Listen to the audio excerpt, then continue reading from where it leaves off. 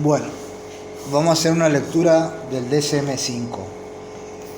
El DSM-5 empezamos de esta manera.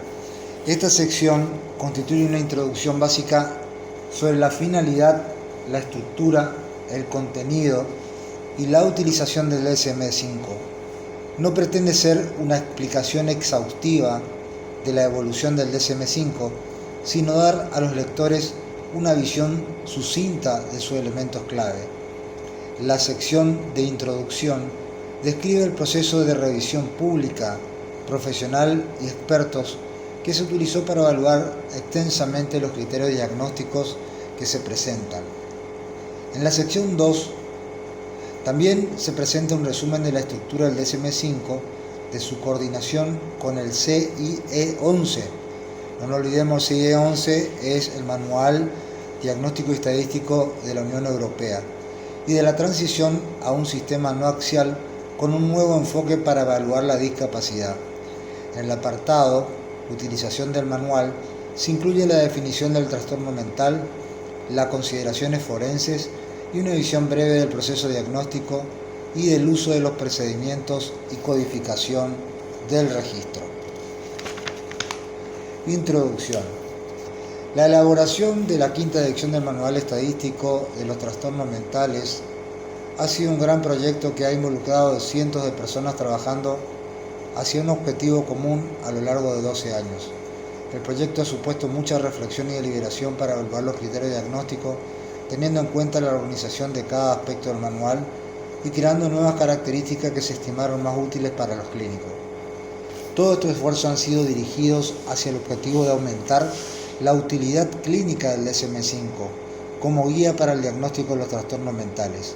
La fiabilidad diagnóstica es esencial para orientar las recomendaciones terapéuticas, identificar las tasas de prevalencia para poder planificar los servicios de salud mental, seleccionar los grupos de pacientes para la investigación clínica y básica, y documentar la información importante relativa de la salud pública, como las tasas de mortalidad y de morbilidad.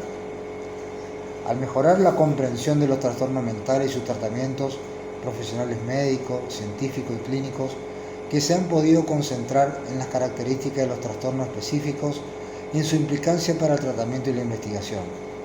Aunque el DSM ha sido una piedra angular en el progreso de la fiabilidad de los diagnósticos de los trastornos mentales, tanto la Asociación Americana de Psiquiatría como la comunidad científica que trabaja con trastornos mentales ha reconocido que en el pasado la ciencia no estaba lo suficientemente madura como para conseguir diagnósticos completamente válidos y que por tanto era incapaz de proporcionar validadores científicos, sistemáticos, sólidos y objetivos para cada trastorno individual del DSM. La ciencia de los trastornos mentales continúa evolucionando. Sin embargo, en las últimas 2 décadas, desde que el DSM-5 fue publicado, se ha producido un progreso real y duradero en áreas como la neurociencia cognitiva, y también, aparte de la neurociencia cognitiva, las neuroimágenes cerebrales, la epidemiología y la genética. El comité elaborador del DSM-5, que ha supervisado la nueva edición, ha reconocido que los avances de la investigación harán necesario cambios minuciosos repetidas veces si el DSM quiere conservar su lugar como clasificación de referencia de los trastornos mentales. Encontrar el equilibrio adecuado es crucial, dice, aunque los resultados especulativos no pertenecen a la nosología oficial. El DSM debe evolucionar en el contexto de las demás iniciativas de investigación clínica en este campo. Un aspecto importante de esta transición deriva del reconocimiento general de que un sistema categórico demasiado rígido no capta la experiencia clínica ni las observaciones científicas importantes. Un aspecto importante de esta transición deriva en el reconocimiento general que un sistema categórico demasiado rígido no capta la experiencia clínica y la observación de científicas importantes. Los resultados de numerosos estudios de la comorbilidad y de la transición de las enfermedades entre las familias, incluso los estudios de gemelos y de genética molecular, constituyen argumentos sólidos que los clínicos avesados han observado desde hace tiempo. Los límites entre muchas categorías de trastornos son más flexibles a lo largo de la vida de lo que el DSM-4 reconocía, y muchos síntomas asignados a un solo trastorno se pueden producir con diferentes grados de gravedad en otros trastornos. Estos hallazgos significan que el DSM-5, como otras clasificaciones de enfermedades médicas, deberían suministrar vías para introducir abordajes dimensionales en los trastornos mentales, incluso en las dimensiones que se sitúan en las categorías actuales. Este tipo de abordaje debería permitir realizar una descripción más precisa de las presentaciones de los pacientes y aumentar la validez de los diagnósticos. Por ejemplo, el grado en que los criterios diagnósticos reflejan la manifestación global de determinado trastorno psicopatológico subyacente. El DSM-5 se ha diseñado para satisfacer mejor la necesidad que tienen clínicos, pacientes, familias e investigadores de contar con una descripción clara y concisa de cada trastorno mental, organizada por criterios diagnósticos explícitos y complementada, cuando sea conveniente, con medidas dimensionales que crucen los límites diagnósticos. Un breve resumen del diagnóstico, los factores de riesgos, las características asociadas, los avances de la investigación y las diversas manifestaciones. Utilizar el DSM para realizar un diagnóstico precisa entrenamiento y experiencia clínica previa. Los criterios diagnósticos identifican síntomas, comportamientos, funciones cognitivas, rasgos de personalidad, síntomas físicos, combinaciones de síndromes, permanencia en el tiempo que requieren experiencia clínica para diferenciarlos de las variaciones de la vida normal y la respuesta transitoria al estrés.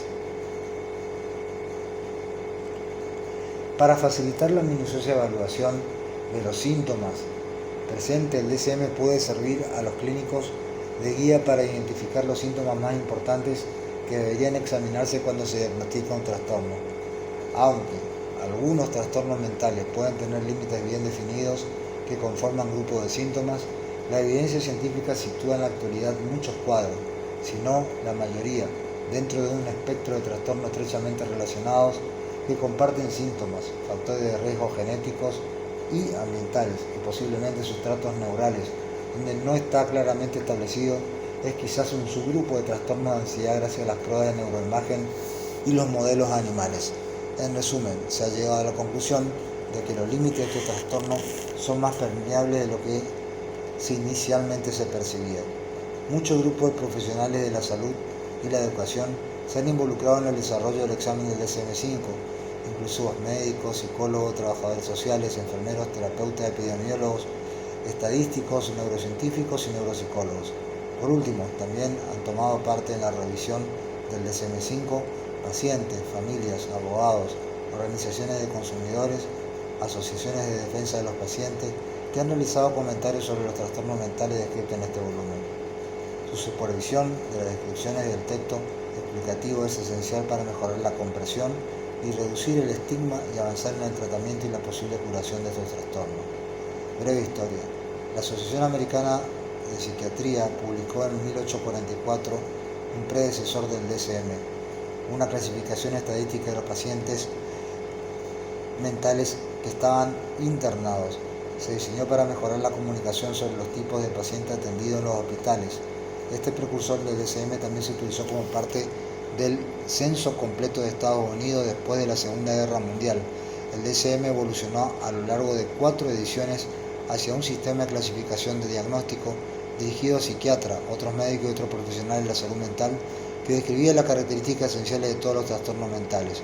La edición actual del DSM-5 se ha construido como el objetivo de sus predecesores, el más reciente, el DSM-4, o el texto revisado o publicado en 2000, el de proporcionar directrices diagnósticas capaces de fundamentar las decisiones terapéuticas y asistenciales.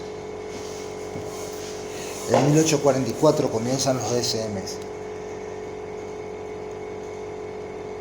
Bueno, proceso de revisión del DSM-5. En 1999 la Asociación Norteamericana de Psiquiatría realizó una evaluación de los puntos fuertes y débiles del DSM basándose en estudios incipientes que no respaldaban los límites establecidos para algunos trastornos mentales. Este esfuerzo se coordinó con la División de Salud Mental de la Organización Mundial de la Salud, la Asociación Mundial de Psiquiatras y el Instituto Nacional de Salud Mental, mediante distintas reuniones cuyas actas se publicaron en 2002 en una monografía titulada Una agenda para estudiar el DSM-5.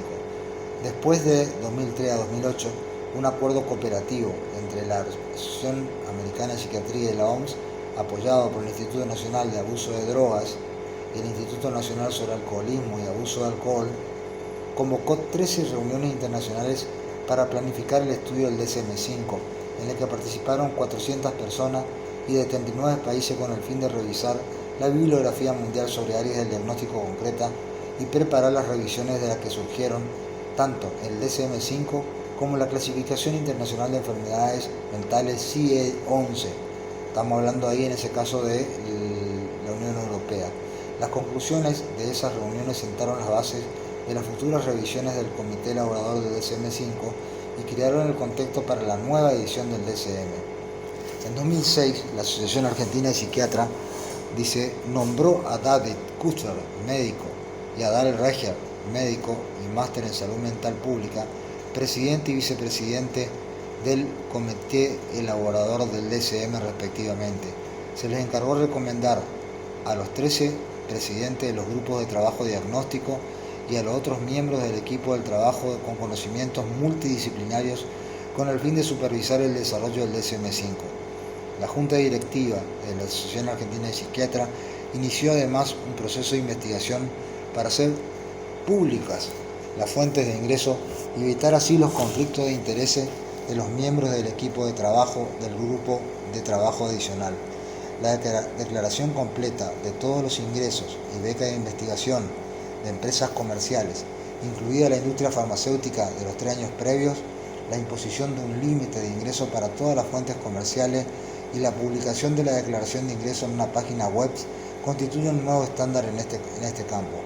A partir de ahí, se aprobó el equipo de trabajo de 28 miembros en 2007 y en 2008. Se autorizó el nombramiento de más de 130 miembros de los grupos de trabajo.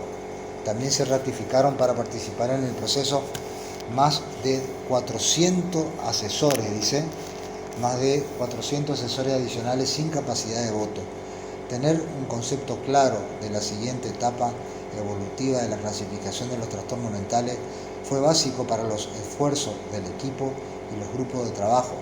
Esta visión surgió cuando el equipo y los grupos de trabajo reevaluaron la historia de la clasificación del DSM-4, sus actuales puntos fuertes y limitaciones y las líneas estratégicas para su revisión.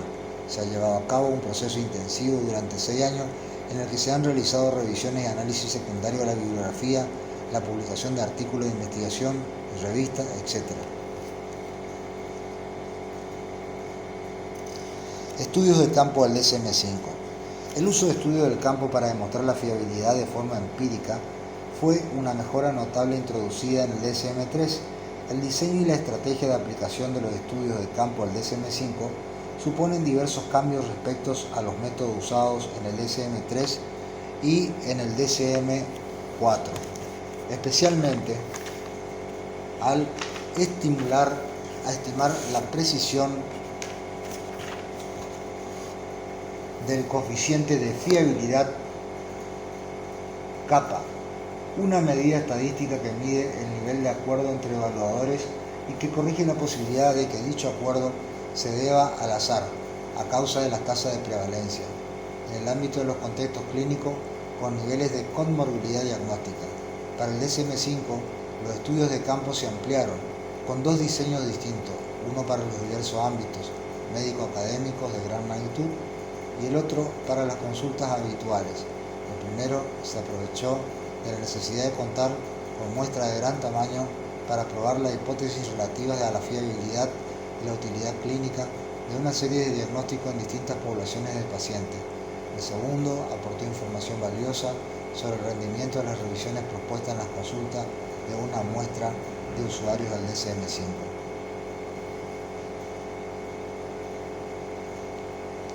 Los estudios médicos académicos se realizaron en 11 centros médicos académicos de Norteamérica, donde se evaluaron la fiabilidad y la viabilidad y la utilidad clínica de determinadas revisiones, dando prioridad a que los representaban el mayor grado de cambio respecto al DSM-4 o aquellos con mayor repercusión en la salud pública.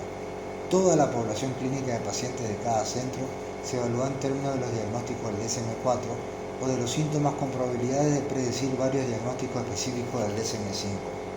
En cada centro se identificaron muestras estratificadas de 4 a 7 trastornos específicos junto a un grupo que contenía una muestra representativa de todos los demás diagnósticos. Los pacientes dieron su consentimiento para participar en el estudio y fueron asignados al azar para realizar una entrevista clínica con un evaluador desconocedor del diagnóstico, a la que siguió una segunda entrevista con un clínico desconocedor de los diagnósticos previos. Los pacientes completaron primero un cuestionario asistido por ordenador sobre los síntomas transversales de más de una docena de dominios psicológicos. Estos cuestionarios fueron puntuados por un servidor central y los resultados se entregaron a los clínicos antes de que estos realizaran una entrevista clínica típica, sin protocolo estructurado. Revisiones profesionales y públicas. En 2010 la Asociación Norteamericana de Psiquiatría creó una única página web para facilitar la obtención de datos procedentes de profesionales y del público en general en relación al DSM-5. Todos los borradores de los criterios diagnósticos y los cambios propuestos en la organización se colgaron en la página www.dsm5.organización durante un periodo de 2 meses para suscitar comentarios. Se recibieron más de 8.000 comentarios que fueron analizados en forma sistemática por cada uno de los 13 grupos de trabajos, integrando los miembros de su grupo. Las preguntas y los comentarios en los debates de los borradores de las revisiones de los planes para realizar la prueba de estudio de campo. Revisiones de expertos. Los miembros de los 13 grupos de trabajo, representando a los expertos de sus áreas respectivas, colaboraron con los asesores y revisiones bajo la dirección general del Comité Elaborador del DSM-5 para realizar el borrador de los criterios diagnósticos y el texto acompañante. Este esfuerzo se apoyó en el equipo de personas de la Dirección de Investigación de la Asociación Argentina de Psiquiatría y se desarrolló a través de una red de coordinación de textos procedentes de cada grupo de trabajo. La preparación del texto fue coordinada por el editor en estrecha colaboración con los grupos de trabajo y bajo la dirección del presidente del equipo de trabajo. Se creó el Comité de Revisión Científica para dar lugar a un proceso de revisión científica realizada por expertos de manera externa a los grupos de trabajo.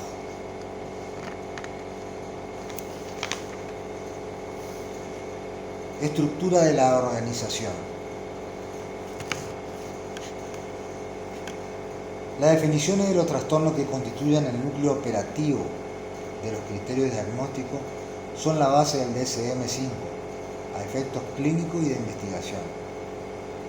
Estos criterios se han sometido a una revisión científica, si bien en grados diversos, y muchos trastornos han probado sobre el terreno de su fiabilidad interindividual. En cambio, la clasificación de los trastornos, la forma en que se agrupan los trastornos que proporcionan un alto nivel de organización al manual, no se cree en general que tenga importancia científica alguna, a pesar de que los juicios hubieron de realizarse cuando los trastornos se dividieron en capítulos al compilar el DSM-3.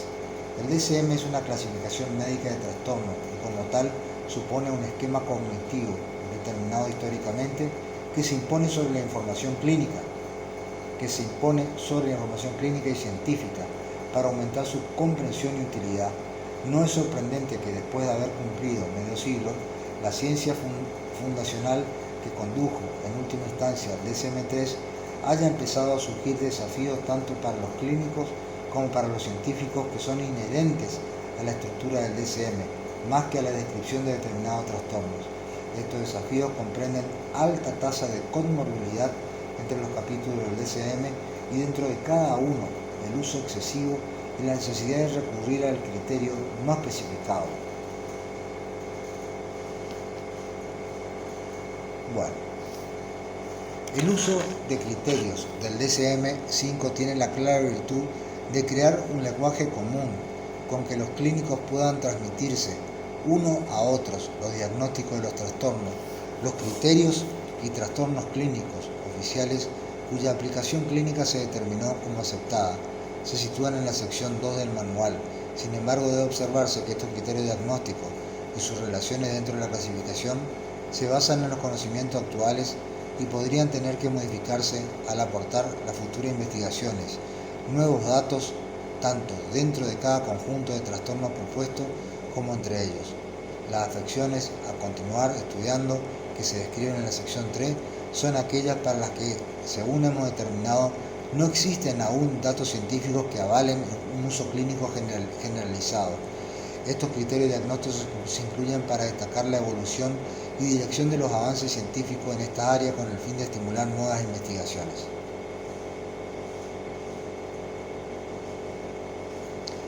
Armonización con el CIE 11 europeo. Los grupos encargados de revisar los sistemas del DSM y el CIE europeo tenían el mismo objetivo general de armonizar las dos clasificaciones hasta donde fuera posible por los motivos siguientes. Primero, la existencia de dos grandes clasificaciones de los trastornos mentales obstaculiza la recogida y el uso de las estadísticas nacionales de salud, el diseño de los ensayos clínicos dirigidos a desarrollar nuevos tratamientos y la consideración de la aplicación general que los resultados por parte de la Organización Reguladores Internacionales. En términos más generales, la existencia de dos clasificaciones complica los intentos de replicar los resultados científicos más allá de la frontera de cada país. Aunque la intención era identificar problemas idénticos de pacientes, los diagnósticos del DSM-5 y del CIE-10 no siempre estaban de acuerdo. Naturalmente, en vista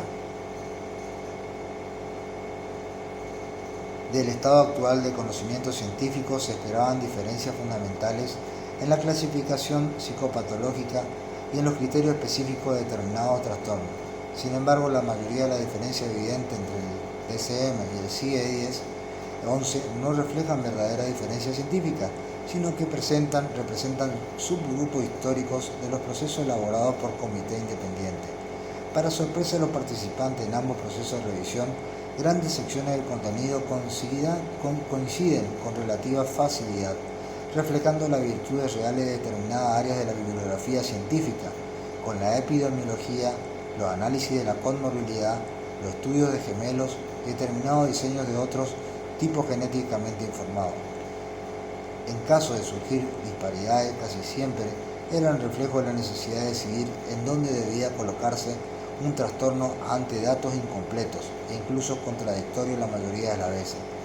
Así, por ejemplo, partiendo de los patrones de síntomas, la comorbilidad, los factores de riesgo en común y el trastorno por déficit de atención e hiperactividad, se ubicó con los trastornos del neurodesarrollo, aunque esos mismos datos respaldaban también sólidos argumentos a favor de colocar el TDAH entre los trastornos disruptivos, control de los impulsos y de las conductas.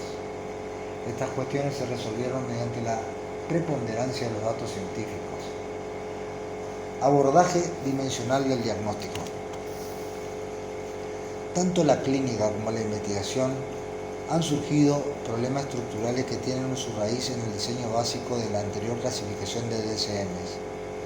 Las pruebas relevantes proceden de fuentes diversas, como los estudios de la comorbilidad y la necesidad considerable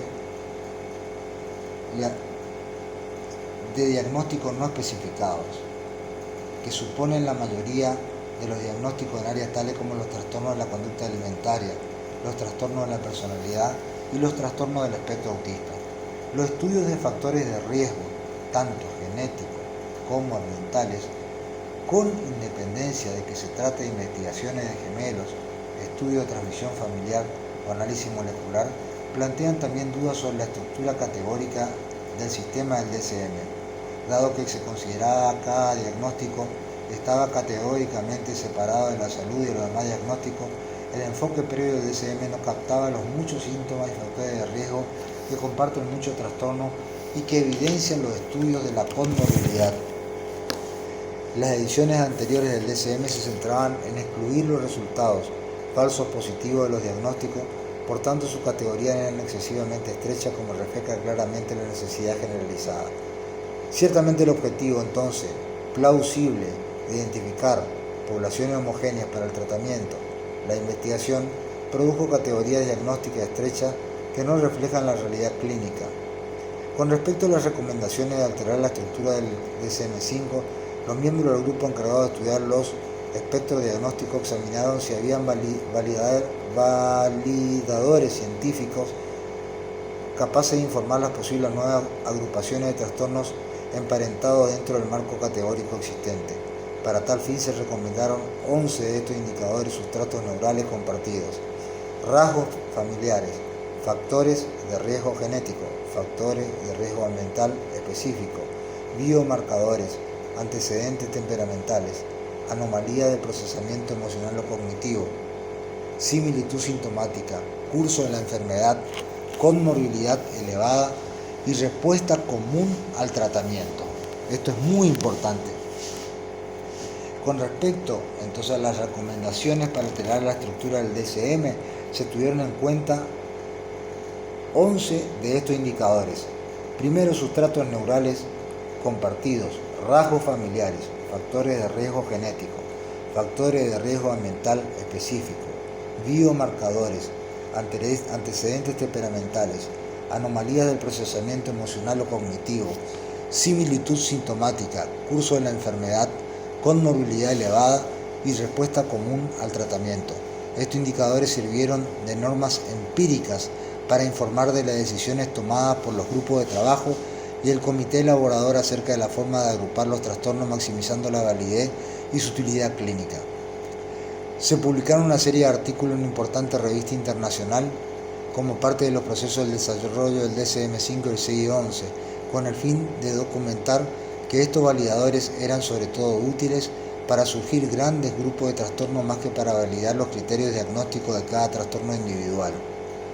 La reagrupación de los trastornos mentales en el DSM-5 pretende permitir que la investigación futura mejore los conocimientos sobre los orígenes de las enfermedades y los aspectos fisiopatológicos comunes a varios trastornos y crear una base para la replicación futura en la que los datos puedan volver a analizarse con el tiempo para evaluar continuamente su validez.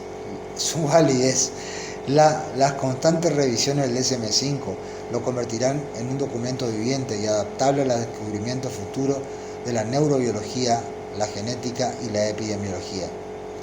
Basándose en los resultados publicados del análisis común del DSM-5 y el CI-11, se demostró que la agrupación de los trastornos según los llamados factores de interiorización y exteriorización constituyen un marco de base empírica. Consideraciones sobre el desarrollo y el curso vital. Para mejorar la utilidad clínica, el DSM está organizado teniendo en cuenta el desarrollo y el curso vital. Empieza con los diagnósticos que se cree que son reflejo del proceso del desarrollo que se manifiesta en las fases iniciales de la vida. Por ejemplo, trastorno del neurodesarrollo, los trastornos del espectro de la esquizofrenia y otros trastornos psicóticos. A los que siguen los diagnósticos que se manifiestan más frecuentemente en la adolescencia y en la juventud. Por ejemplo, trastornos bipolares, depresivos y de ansiedad. Finaliza con los diagnósticos relevantes en la edad adulta y la etapa más tardía, los trastornos neurocognitivos. Siempre que ha sido posible, en todos los capítulos, se ha realizado un abordaje similar. Esta estructura organizativa facilita el uso detallado de la información sobre el curso vital como forma de ayudar a las decisiones diagnósticas. Aspectos culturales. Los trastornos mentales se definen en relación a las normas culturales, sociales, familiares. La cultura proporciona marcos interpretativos que dan forma a la experiencia y la expresión de los síntomas y signos y comportamientos que constituyen criterios para el diagnóstico. La cultura se transmite, se revisa y recrea dentro de la familia y de otras instituciones y sistemas sociales. La evaluación diagnóstica debe, por tanto, considerar si la experiencia, los síntomas y los comportamientos del individuo difieren de las normas socioculturales y crean problemas de adaptación en la cultura de origen y en determinados contextos sociales o familiares. En el desarrollo del DSM-5 se han tenido en cuenta los aspectos esenciales de la cultura que son relevantes para la evaluación y para la clasificación diagnóstica. En la sección 3, el apartado Formulación Cultural, Contiene una exposición detallada de la cultura y el diagnóstico en el DSM, incluyendo herramientas para efectuar una evaluación cultural más profunda. En el apéndice, el glosario de conceptos culturales de malestar contiene una descripción de algunos síndromes, expresiones de malestar y explicaciones causales de carácter cultural que son frecuentes y relevantes para la práctica clínica. Los límites entre la normalidad y la patología de determinados tipos de comportamiento varían de una cultura a la otra. Los límites entre la normalidad y la patología de determinado tipo de comportamiento varían de una cultura a la otra. Los umbrales de tolerancia de determinados síntomas o comportamientos difieren entre cultura, entorno social y familia. De ahí los diferentes niveles con que determinada experiencia deviene problemática o patológica. La valoración de que un comportamiento dado es anormal y requiere atención clínica depende de las normas culturales internalizadas por el individuo y aplicadas por quienes los rodean, incluidos los miembros de la familia y los clínicos. La valoración de que un comportamiento dado es anormal y requiere atención clínica depende de las normas culturales internalizadas por el individuo y aplicadas por quienes lo rodean, incluidos los miembros de la familia y los clínicos. El reconocimiento del significado cultural puede corregir interpretaciones erróneas de la psicopatología para la cultura. Puede también contribuir a la vulnerabilidad y al sufrimiento, por ejemplo, amplificando los miedos que mantiene un trastorno de pánico o ansiedad en relación con la salud. Las tradiciones, costumbres y significados culturales pueden también contribuir tanto al estigma como al apoyo en la respuesta familiar y social de la enfermedad mental. La cultura puede proporcionar estrategias de afrontamiento que aumentan la resiliencia en respuesta a la enfermedad o sugerir la búsqueda de ayuda y opciones para acceder a los cuidados de salud de varios tipos, incluidos los sistemas de salud complementarios y alternativos. La cultura puede influir en la aceptación o el rechazo de un diagnóstico y en la observación de los tratamientos, afectando el curso de la enfermedad y la recuperación. La cultura afecta también la conducta durante la visita clínica. Como resultado de las diferencias culturales entre el clínico y el paciente repercuten en la exactitud y en la aceptación del diagnóstico, así como en las decisiones terapéuticas, las consideraciones pronósticas y los resultados clínicos. Históricamente, el constructo de los síndromes relacionados con la cultura ha sido un interés clave de la psiquiatría cultural. En el DSM-5, este constructo se ha constituido por tres conceptos que ofrecen mayor utilidad clínica. Síndrome cultural. Es una agrupación o grupo de síntomas concurrentes, relativamente invariables, que se hallan en un grupo cultural, una comunidad o un contexto específico. Por ejemplo, el ataque de nervios. El síndrome puede o no ser reconocido como enfermedad dentro de determinada cultura. Por ejemplo, podría ser etiquetado de diversas maneras, pero los patrones culturales del malestar y las características de la enfermedad pueden, sin embargo, ser reconocidos por un observador externo. Segundo, expresión cultural del malestar. Es un término lingüístico, una frase o un modo de hablar sobre el sufrimiento entre los individuos de un grupo cultural, por ejemplo, de etnia y religión similar, al referirse a los conceptos comunes referentes a la patología y su forma de expresión, la comunicación y la denominación de las características esenciales del malestar. Por ejemplo, cofungicia. Una expresión de malestar no tiene por qué estar relacionada con síntomas, síndromes o causas percibidas específicas. Puede usarse para nombrar un amplio abanico de molestias, incluidas experiencias del día a día, afecciones subclínicas o dolencia debido a circunstancias sociales más que a trastornos mentales. Por ejemplo, la mayoría de las culturas tienen un conjunto común de expresiones de malestar que se usan para nombrar un amplio abanico de preocupaciones y sufrimiento. 3. Explicación cultural o causa percibida. Es una etiqueta, atribución o característica en relación con un modelo explicativo que proporciona la etiología o causa de los síntomas, la enfermedad o el malestar y tiene origen cultural. Las explicaciones causales pueden referirse a las características más destacadas de la clasificación clasificaciones populares de la dolencia que utilizan los curanderos o los profanos. Estos tres conceptos, cuyas explicaciones y ejemplos se localizan en la sección 3 y en el apéndice, indican formas culturales de entender y describir la experiencia de la enfermedad que pueden observarse en la entrevista clínica. Dichos conceptos influyen en la psicopatología, la búsqueda de ayuda, las presentaciones clínicas, la experiencia de tratamiento, la adaptación a la enfermedad y la respuesta al tratamiento. Un mismo término cultural a veces realiza más de una de estas funciones.